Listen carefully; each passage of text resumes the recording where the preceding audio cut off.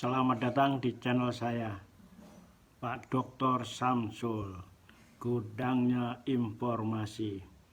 Pada siang hari ini kita akan membahas tentang apa itu BIM. Kita banyak mendengar istilah BIM dan kewajiban penerapan BIM di bangunan gedung dan juga bangunan infrastruktur lainnya di Kementerian PUPR. Mari kita dengarkan dan simak disampaikan oleh Bu Dr. Yolanda tentang BIM dalam kesempatan kali ini, yaitu dalam kesempatan pembelajaran SIBIMA, konstruksi yang dilaksanakan oleh Balai Wilayah 4 Surabaya terkait dengan BIM. What is BIM? Nah, ini menarik nih, karena sesuai dengan judul materi dari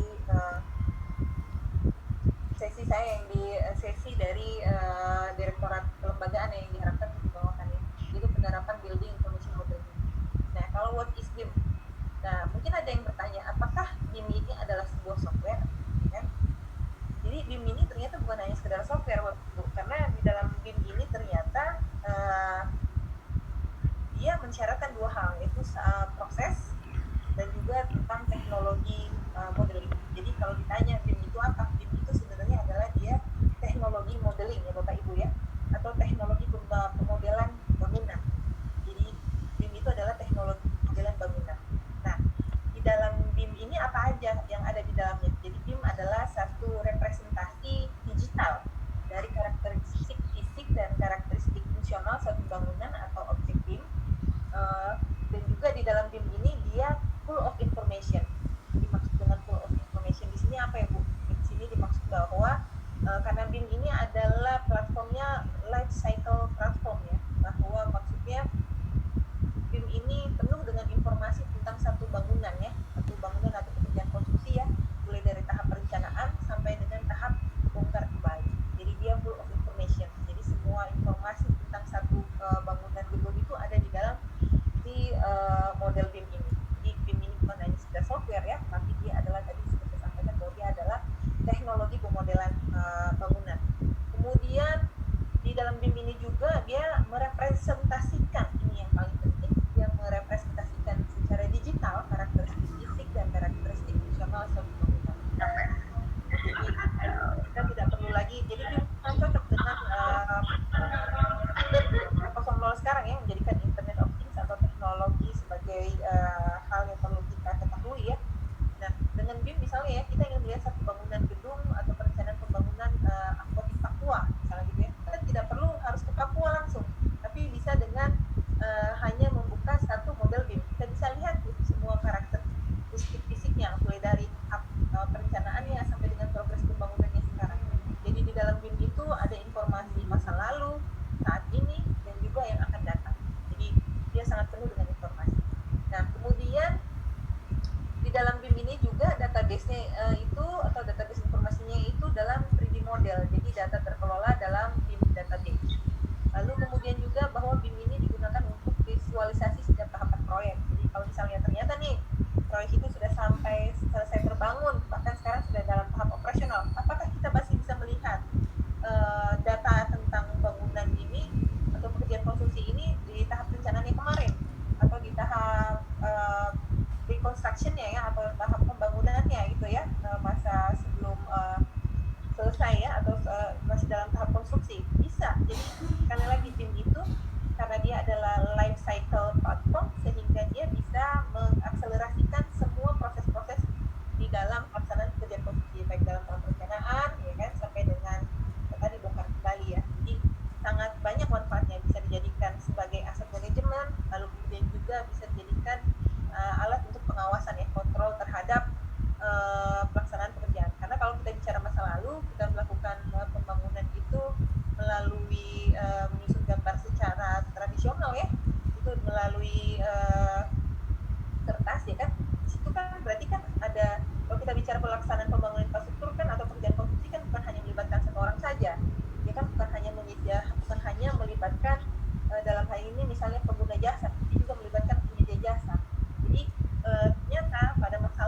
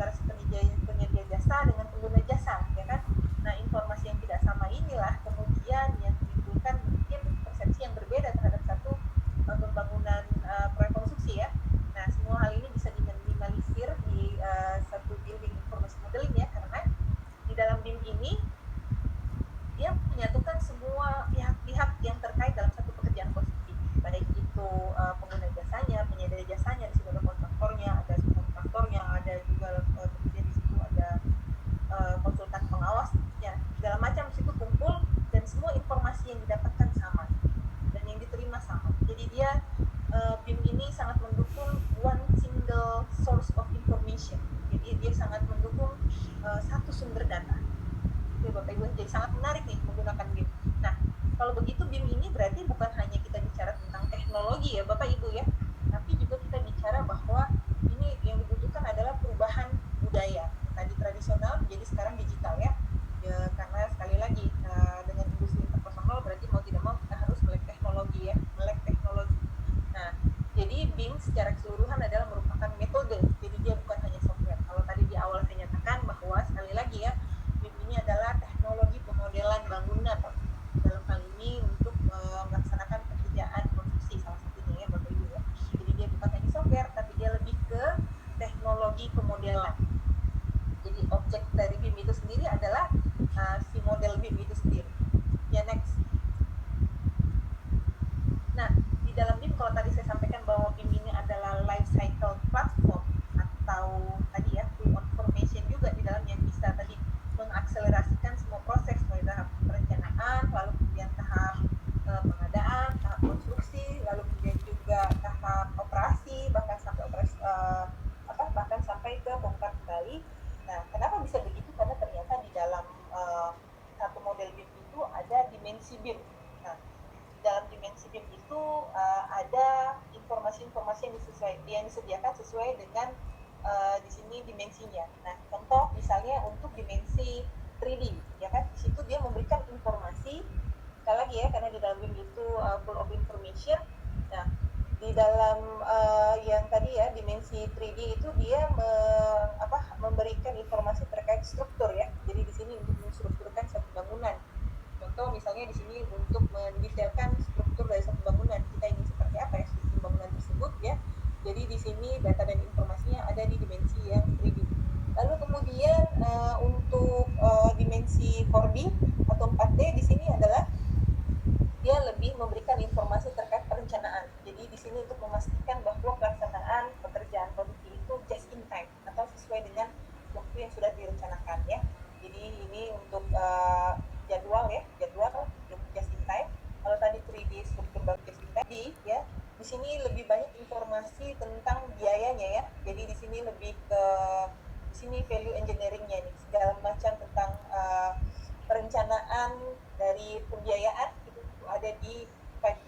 Lalu kemudian yang untuk yang 6D atau 6D di sini tentang informasi apa? Di sini ada kita bicara tentang energi analisis. Jadi di dalam satu bangunan gedung tersebut energi apa yang ingin dimiliki oleh model bangunan tersebut ya. Misalnya green building element, apakah itu jadi gedung dengan konsep green building. Nah di sini bisa dimasukkan dalam informasi di 6D. Nah bagaimana dengan yang di 7D atau 7D? Nah yang untuk yang 7D ini dia sudah sampai di tahap memberikan informasi terkait pemeliharaan ya dan operasi. Jadi operation and maintenance itu ada di tahap 7D ya. Di situ dia memberikan informasi terkait building life cycle. Di situ juga dia sudah menyampaikan BIM as data. Jadi semua datanya mulai dari tahap 3D sampai dengan di 7D semua udah terintegrasi ke dalam dimensi BIM yang ke 7D ini. Gitu Bapak Ibu ya. Jadi di setiap karena tadi BIM ini memberikan full of information, karena tadi dia adalah konsepnya life cycle platform, maka di dalam masing-masing dimensi BIM-nya tadi ya sudah ada bagian-bagian informasinya, dan ini bertingkat nih dari strukturnya, perencanaannya, pembiayaannya, energinya, dan yang terakhir adalah tentang informasi yang terkait operasional dan maintenance. Ya, next. Nah, kalau kita bicara BIM juga, tentu kita bicara ada namanya BIM maturity level. Nah, BIM maturity level ini adalah bahwa tingkat dari kedewasaan penerapan model BIM. Maksudnya bagaimana ya? Maksudnya di sini ada level-levelnya nih, ada level 0 sampai dengan level 3. Nah, saya ingin memberikan gambaran saja, misalnya untuk level 0 nih ya. Nantinya level 0 ini di sini bahwa di sini belum ada, karena tadi kan saya sudah sempat menyatakan bahwa di dalam pekerjaan konstruksi itu melibatkan banyak pihak, bukan hanya satu penyedia jasa atau pengguna jasa, tapi misalnya penyedia jasa, dia melibatkan banyak sekali orang di belakangnya, sama dengan pengguna jasa. Nah, orang-orang itulah yang kemudian harus menyamakan persepsinya tentang satu bangunan yang akan, atau satu pekerjaan konstruksi yang akan dibangun, baik itu masalah pembiayaannya, perencanaannya, desainnya, lalu kemudian kapan akan selesainya, lalu kemudian juga nilai yang ingin didapatkan dalam satu bangunan atau pekerjaan konstruksi tersebut. Nah, hal-hal ini kan harus tetap kita jaga nih, kesamaan dari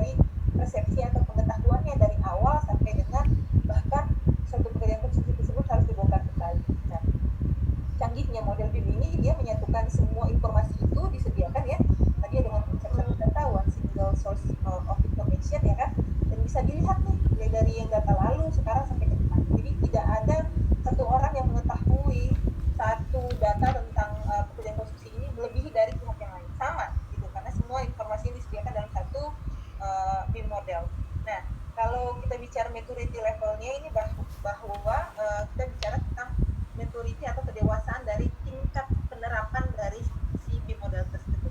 Jadi ya belum tentu nih orang yang satu dengan yang lain yang pihak-pihak yang terlibat dalam ini mendapatkan informasi yang sama kan. Lalu kemudian di level 1 agak berkembang ya, bahwa di sini sudah ada beberapa kolaborasi ya dengan menggunakan 2D sampai 3D ya, tentang dimensi dari satu bangunan atau rekonstruksi. Nah, kemudian meningkat di level. Nah, jadi kalau level yang satu tadi ada kolaborasinya masih parsial ya, dan menggunakan teknik gambar tadi 2D dan juga 3D ya. Kalau yang tadi level 0 masih kertas. Nah, lalu kemudian meningkat nih, kalau tadi level 1 sudah kolaborasi dan sudah menggunakan teknik gambar 2D dan 3D. Nah, maka yang di level 2 ini sudah ada kolaborasi Bapak Ibu. Jadi sudah ada kolaborasi antara semua pihak di dalamnya, sehingga informasi-informasi yang diinginkan satu pihak dengan yang lainnya di sini dapat disesuaikan. Jadi sudah meningkat nih dimensi yang dipakai untuk menggunakan BIM. Di situ informasinya sudah sampai di level yang 4D dan 5D ya Bapak Ibu ya, sudah disediakan. Nah, kemudian lebih meningkat lagi Bapak Ibu di level 3 atau biasa disebut dengan open BIM. Nah, kalau tadi di level 2 adalah kolaborasi antara semua pihak ya, maka dan sudah terjadi pertukaran informasi ya karena sudah berkolaborasi ya, di level 3 ini sudah sangat tinggi Bapak Ibu, karena data itu sudah terintegrasi. Yang tadi saya maksudkan dengan konsep life cycle platform ya, juga konsep satu data atau one single source of information, satu sumber untuk menghasilkan informasi. Ini baru akan terjadi benar-benar pada saat sudah terjadi integrasi dari seluruhnya, baik itu integrasi informasi dari seluruh pihak ya kan, maupun juga integrasi dari keseluruhan pelaksanaan pekerjaan konstruksi. Nah, di sini sudah terintegrasi semuanya ya kan, jadi informasinya sudah sama semuanya dan semua pihak sudah ada di dalam satu model BIM ini ya, sudah berkolaborasi dan juga sudah ada integrasi data. Jadi tidak ada lagi data yang terpisah, semua hanya ada di dalam satu one single source of information atau satu sumber data dan informasi terkait satu pekerjaan konstruksi ya, dalam hal ini pekerjaan bangunan. Nah, di sini juga sudah disebutkan sebagai open BIM. Ya, next. Nah, di sini mungkin saya akan menceritakan sedikit bagaimana sih sebenarnya perbandingan antara metode konvensional PSP atau tadi sudah saya sebutkan melalui level maturity tadi ya, penggunaan BIM.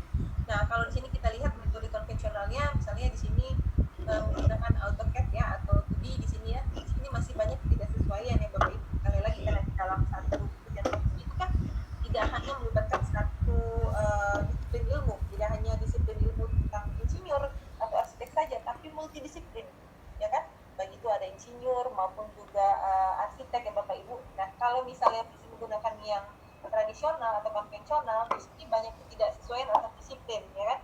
Lalu kemudian di sini kalau kita sudah saya sampaikan di masa lalu ya, karena tadi ya persepsi yang berbeda tentang satu bangunan dan kita juga belum mendapatkan informasi yang sama terhadap satu pekerjaan konstruksi, kita juga tidak bisa melihat atau mengakses data di masa lalu ya kan.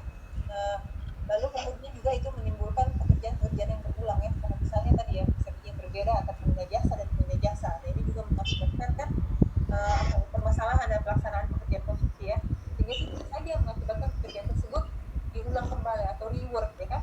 Lalu kemudian misalnya juga ada perubahan desain, itu semua pihak juga sama pengertiannya atau update.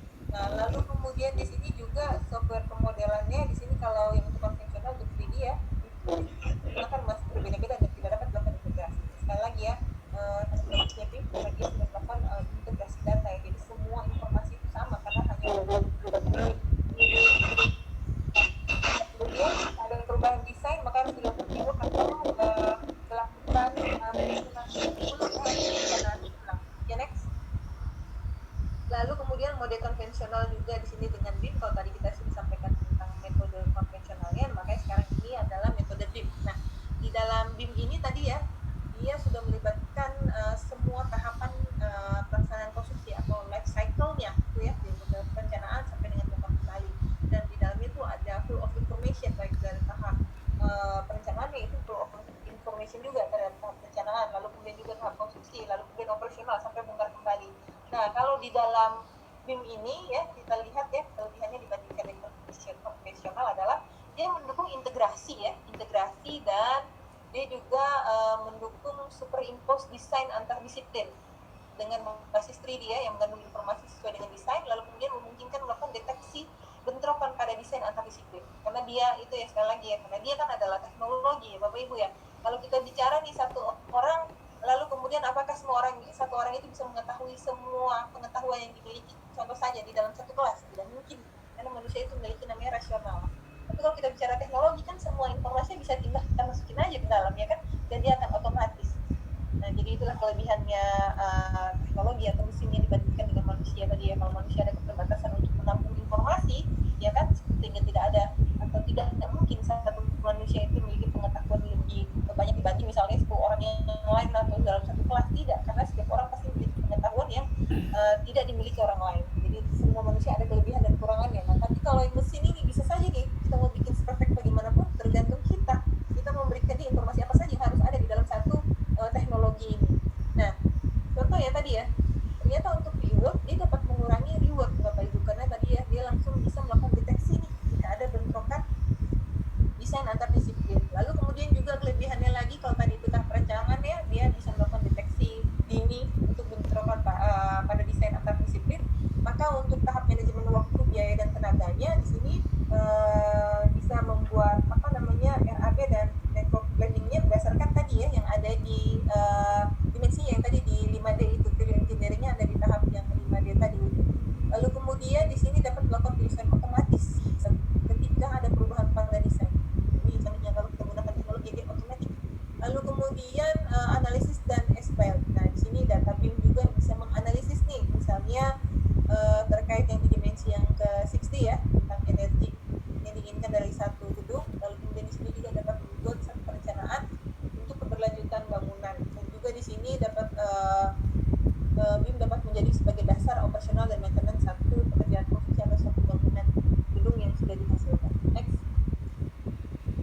Jadi itu kita lihat ya Bapak Ibu ya manfaatnya jika dibandingkan dengan konvensional. Nah, kemudian kita lihat lagi, kalau begitu tujuan dan manfaat BIM pada sektor konstruksi apa? Nah, tujuannya secara garis besar adalah yang pertama yaitu untuk memvisualisasikan dan mensimulasikan proyek secara 3D sampai dengan 7D selama tahap prakonstruksi. Lalu kemudian tujuan yang kedua adalah untuk meningkatkan mutu pengendalian biaya dan manajemen waktunya. Dan ketiga adalah untuk mengkolaborasikan dan mengkomunikasikan antar semua stakeholder pada satu pekerjaan konstruksi. Nah, kemudian manfaatnya apa? Jika sebenarnya di depan sudah ada beberapa hal yang sudah saya singgung ya dengan membandingkan metode konvensional PSBIM, maka di sini ada beberapa hal yang bisa saya rangkum terkait manfaatnya, itu bahwa dapat meningkatkan produktivitas dan efisiensi proses konstruksi, dapat meningkatkan proses desain dan desain konstruksi lebih ramping. Jadi kalau kita bicara pekerjaan konstruksi, Bapak Ibu serta rekan-rekan sekalian juga pasti sering mendengar namanya lean construction atau konsep lean pada pekerjaan konstruksi ya. Sekali lagi karena pekerjaan konstruksi ada pekerjaan yang kompleks, ada pekerjaan penggunaan dana yang besar ya. Jadi sehingga dia harus memang dilaksanakan secara efisien ya, agar tadi ya bisa mengurangi yang namanya waste atau kesia-siaan dalam satu pekerjaan konstruksi. Nah, metode ramping atau lean construction ini sangat beririsan dengan atau sangat saling mendukung ya dengan menggunakan teknologi konstruksi ya Bapak Ibu ya.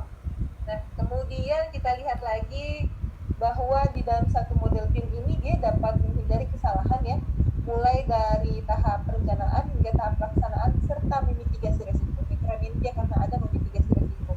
Lalu kemudian memudahkan penjadwalan serta mempercepat waktu pelaksanaan dan meningkatkan keamanan proses konstruksi. Kalau ditanya apakah dia akan terjadi reward, ini kalau kita lihat tadi kan bahwa dia bisa otomatis ya menyesuaikan. Jadi dia bisa tentu saja meminimalisir ya namanya reward atau menghindari reward. Dan bahkan di sini pekerjaan konstruksi apakah hanya just in time? Bisa saja, bukan hanya just in time atau selesai sebelum perencanaan itu bisa saja, karena kan dia akan terus beradaptasi nih dengan keinginan-keinginan dari stakeholder kan, karena dia sekali lagi dia adalah teknologi. Ya, next. Nah, di sini kalau tadi sudah saya bicarakan tujuan dan manfaatnya, maka kita lihat bagaimana sih sebenarnya dampak penggunaan BIM pada proyek konstruksi. Nah, karena tadi sudah disampaikan bahwa platform dari si konsep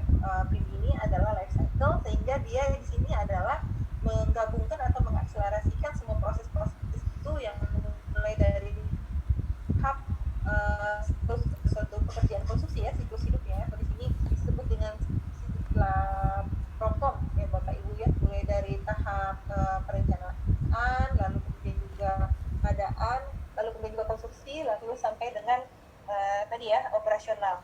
Nah, di sini dampaknya apa? Dampaknya positif atau negatif? Tentu saja positif ya, bisa kita lihat di sini Bapak Ibu. Yang kami kutip dari The Value of BIM ya, sini ada bahwa contohnya nih, BIM itu ternyata 61% pengurangan kesalahan dalam dokumen. Jadi mendukung pengurangan kesalahan dalam dokumen. Terus juga 36% pengurangan reward. Lalu kemudian juga 30% penghentian biaya konsumsi dan 22% efisiensi waktu pelaksanaan dan 17% pengurangan keluhan. Nah, tadi saya sudah bicarakan pentingnya untuk menggunakan teknologi konstruksi dan bahwa salah satu teknologi prioritas adalah BIM. Lalu kita juga sudah lihat apa itu BIM dan juga kita tadi sudah lihat tentang manfaat dan tujuan BIM. Lalu sekarang kita bicara, tentunya kan tidak ada yang sempurna ya, walaupun dia tadi sudah disampaikan mungkin dia lebih sempurna di cara ini ya, untuk memorinya dibandingkan dengan manusia ya. Nah, tapi kemudian kita lihat apakah ada tantangannya ya dalam penerapan BIM. Next. Tentu saja ada ya Bapak Ibu ya. Untuk penerapan BIM sendiri di Kementerian KPR di sini ada beberapa hal yang sudah kami rangkumkan, yaitu di antara lainnya adalah belum memadainya kompetensi BIM dari segi owner dalam hal ini Satker PPK karena masih terjadinya penentuan kriteria dan pemahaman sendiri atau belum satu pemahaman tadi. Lalu kemudian di sini minimnya tenaga ahli yang menguasai BIM, lalu belum disiapkannya aturan dan langkah-langkah pengelolaan penyimpanan dan keamanan data. Lalu kemudian juga di sini masih relatif mahal ya harga software BIM. Ini antara lain nih Bapak Ibu, saya tidak bacakan semua ya. Lalu kemudian belum adanya regulasi yang mengatur pengesahan atau otorisasi dokumen yang dilakukan secara digital. Lalu kemudian yang paling penting di Kementerian KPR adalah tantangannya bahwa belum tersedianya standar protokol terkait penerapan BIM.